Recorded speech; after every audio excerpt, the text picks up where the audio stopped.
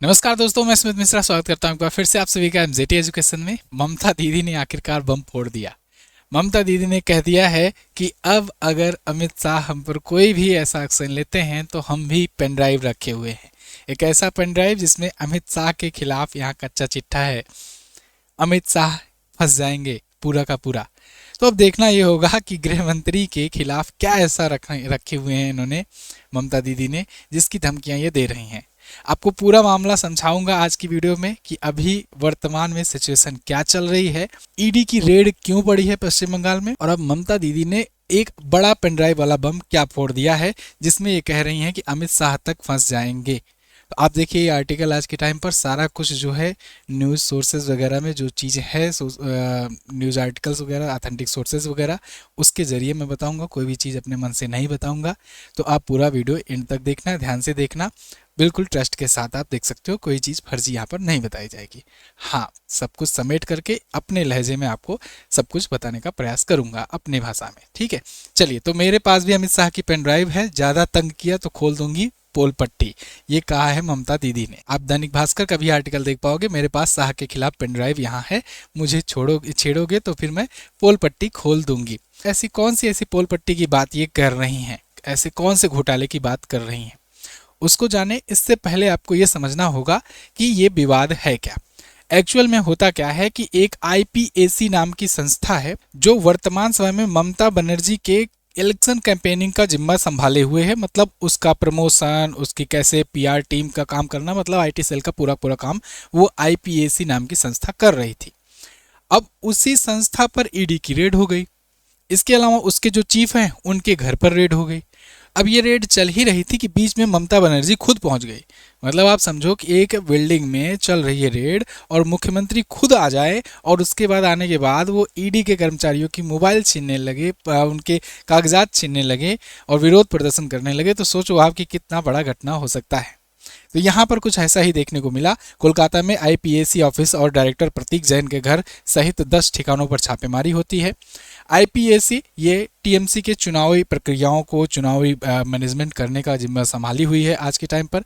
IPAC के बारे में अगर बात करें तो इसके संस्थापक में से एक थे प्रशांत किशोर, को फाउंडर्स थे। हालांकि अब ये छोड़ चुके हैं, 2021 के बाद इन्होंने इसको छोड़ दिया, तब से इनका कोई उससे लगाव नहीं है। लेकिन ये राजनीतिक कंसल्टेंसी फर्म है। इसने देश भर में राज्यों में कई राज्यों की सरकार बनवाने में मदद की हुई है।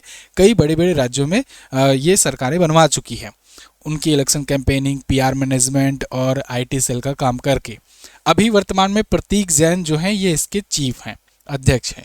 आप अगर थोड़ा सा इतिहास देखोगे तो 2014 में बीजेपी को लाने में इसी का हाथ था।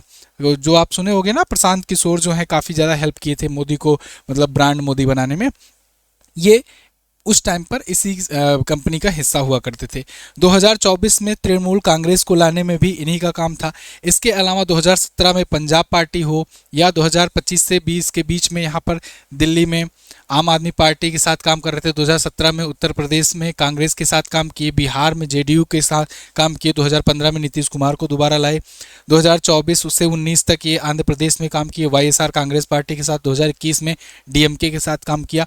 तो ये सब राज्यों में जो पॉलिटिकल पार्टियां हैं वो इनकी इस कंपनी की मदद ले रही थी, आईपीएसी नाम की कंसल्टेंसी फर्म का, जो इसका पीआर मैनेजमेंट वगैरह कर रही थी। तो अभी इस टाइम पर ये ममता दीदी की का यही सेम काम कर रही हैं, आईटी सेल का काम कर रही है। लेकिन इस पर हो जाती है रेड।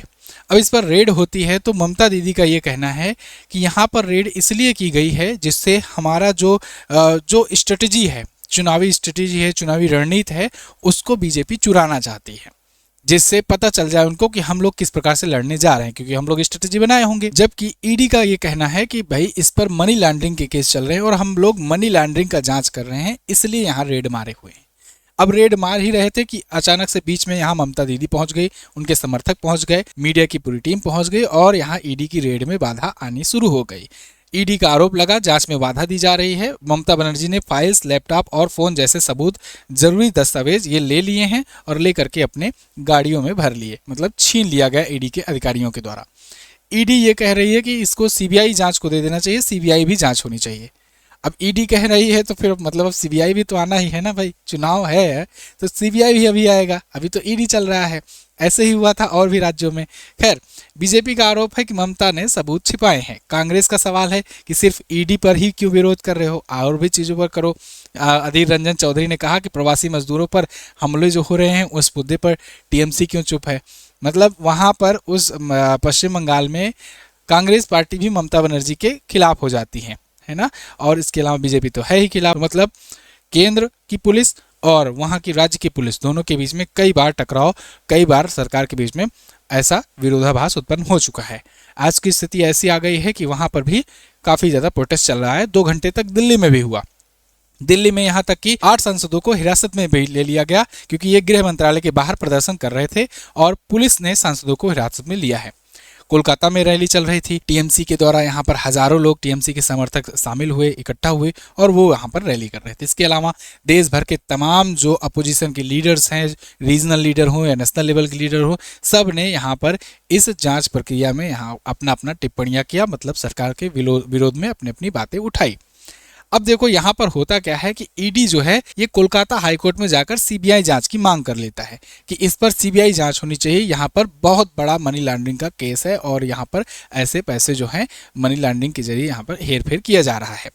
सुनवाई 14 जनवरी 2026 तक टल गई है। फिलहाल अदालत में भीड़ और हंगामे को देखते हुए सुनवाई को टाल दिया गया है। इधर ममता सरकार ने क्या किया, इन्होंने एफआईआर दर्ज करवा दी। वहाँ की पुलिस ने, यानी कोलकाता पुलिस जो कि ममता बनर्जी की सरकार के अंतर्गत आती है, उन्होंने ईडी पर एफआईआर दर्ज कर दिया। वो भी 2 एफआईआर। पहला एक पुलिस द्वारा सूचना न देने पर और दूसरा दस्तावेज चोरी के आरोप में।